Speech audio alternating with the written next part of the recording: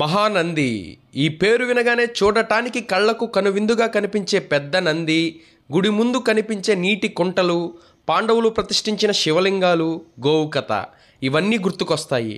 అన్నింటికంటే ముఖ్యంగా చెప్పుకోవాల్సిన ప్రత్యేకత ఏదైనా ఉందంటే సీజన్తో సంబంధం లేకుండా 365 రోజులు ఒకే స్థాయిలో ఎప్పుడు ఈ క్షేత్రంలో నీరు ప్రవహించడం, అందులో సూది సైతం స్పష్టంగా కనిపించడం మరొక విశేషం. మహానందికి 15 కిలోమీటర్ల పరిధిలో నవనందులుగా పిలువబడే 9 నంది పుణ్యక్షేత్రాలు ఉన్నాయి. కార్తీక మాసంలో సోమవారం రోజున నంద్యాల చుట్టూ కొలువై ఉన్న నవనందుల దర్శనం వల్ల జన్మల నుండి వెంటాడుతున్న పాపగ్రహ దోషాలన్నీ పటాపంచలవుతాయని పెద్దల నానుడి. నవనందులలో మహానంది ఒకటి. ఈ నవనందులలో 3 నందులు మహానందిలోనే ఉంటాయి. వాటిలో ఒకటి మహానంది కాగా, రెండవది వినాయక నంది, మూడవది గరుడ నంది. మిగతా 6 మహానంది చుట్టుపక్కల పరిసర ప్రాంతాల్లో 15 కిలోమీటర్ల పరిధిలో ఉంటాయి. అవి శివనంది, సోమనంది, ప్రథమనంది, సూర్యనంది, కృష్ణానంది లేదా దీన్నే విష్ణు నంది కూడా అంటారు. ఇకపోతే చివరగా నాగనంది. ఈ ఆలయాలను నవనందులుగా పిలుచుకుంటారు. సూర్యోదయం నుండి సూర్యాస్తమయం లోపల ఈ క్షేత్రాలన్నింటినీ దర్శిస్తే అన్ని దోషాలు తొలగి కుటుంబంలో ఆయురారోగ్యాలతో కోరిన కోర్కెలు ఇట్టే తీరుతాయని భక్తుల ప్రగాఢ విశ్వాసం. 14వ శతాబ్దంలో నందన మహారాజుల కాలంలో నవనందుల నిర్మాణం జరిగిందని పురాణాలు చెబుతున్నాయి. వీటిల్లో మొదటగా నంద్యాల పట్టణంలో శ్యామ్ కాల్వ గట్టు పక్కన ఉన్న ప్రథమ నందీశ్వర ఆలయం, ఆర్టీసీ బస్టాండ్ దగ్గర ఉన్న శ్రీ ఆంజనేయ స్వామి ఆలయంలో నాగనందీశ్వరుడు, ఆత్మకూరు బస్టాండ్ సమీపంలో సోమనందీశ్వరుడు, బండి ఆత్మకూరు మండలం కడమ కాల్వ సమీపంలో శివనందీశ్వరుడు, అక్కడ నుండి సుమారు 3 కిలోమీటర్ల దూరంలో కృష్ణనంది లేదా విష్ణునంది.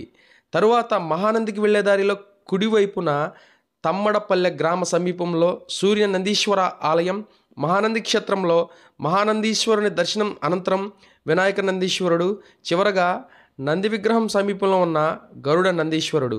ఈ ఆలయాలన్నింటినీ కూడా వరుసపెట్టి దర్శించుకోవాలి, లేదా మీ వీలును బట్టి దర్శించుకున్నా పర్వాలేదు. వీటికి ప్రత్యేకంగా నంద్యాల ఆర్టీసీ వారు బస్సులను కూడా ఏర్పాటు చేశారు. మహానంది క్షేత్రం యొక్క చరిత్రను చూసినట్లయితే పూర్వం కర్నూలులోని కొంత ప్రాంతాన్ని నందనరాజు పరిపాలించేవాడు. అతను శివభక్తుడు. ప్రతినిత్యం శివలింగార్చన చేయనిదే పచ్చి మంచినీరు కూడా ముట్టడు.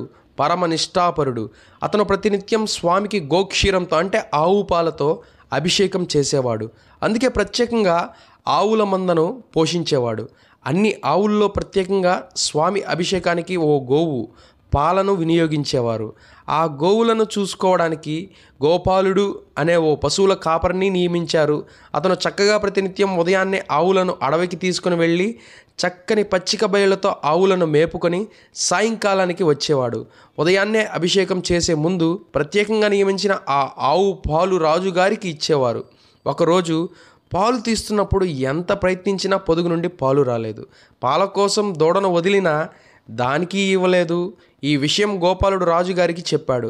వెంటనే రాజు దిష్టి తీయించి ఆ ఆవులకు సేవ చేశాడు. మరుసటి రోజు కూడా యథాప్రకారమే అయ్యింది. 3వ రోజు కూడా అలాగే జరిగింది. రాజుకు కోపం వచ్చి గోపాలుడిని శిక్షించలేక ప్రతిరోజు జరిగే ఈ విడ్డూరం మళ్ళీ జరగకూడదు అంటూ గోపాలుడిని గట్టిగా శాసించాడు. 3 రోజుల అనుభవంతో ఆ రోజు గోపాలుడు ఆవును జాగ్రత్తగా కాచుకున్నాడు. ఎవరో తనను మోసగించి ఆ పాలు పితుక్కుని వెళ్తున్నారు అనే భావనతో ఆ రోజు ఎవ్వరూ ఆ పరిసర ప్రాంతాలకు రాకుండా జాగ్రత్త పడ్డాడు. అయినా కూడా చివరికి కథ మళ్ళీ మొదటికే వచ్చింది. ఎంత ప్రయత్నించినా మళ్ళీ పాలు రాలేదు. రాజుగారికి ఎలా సమాధానం చెప్పాలో తెలియక బాధపడసాగాడు. ఎప్పుడూ జరగనిది ఇలా ఎందుకు జరుగుతుందో అని ఆలోచిస్తూ ఎవరు దీనికి కారణం అనుకుంటూ రేపు నా ప్రాణాలు వెలకట్టి అయినా ఈ రహస్యాన్ని పసిగట్టాలి అనుకున్నాడు.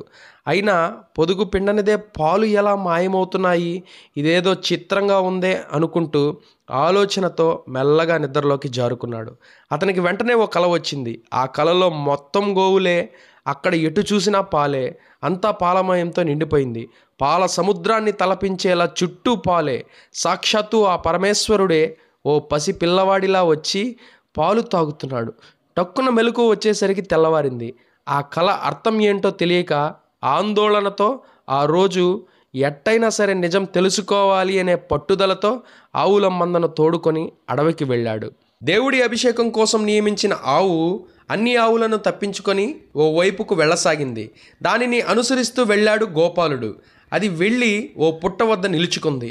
ఆ పుట్ట లోపల ఓ పశు బాలుడి రూపం కనిపించింది. గోవు తానంతట తానే పాలు ఆ పసిబిడ్డకు ఇవ్వసాగింది.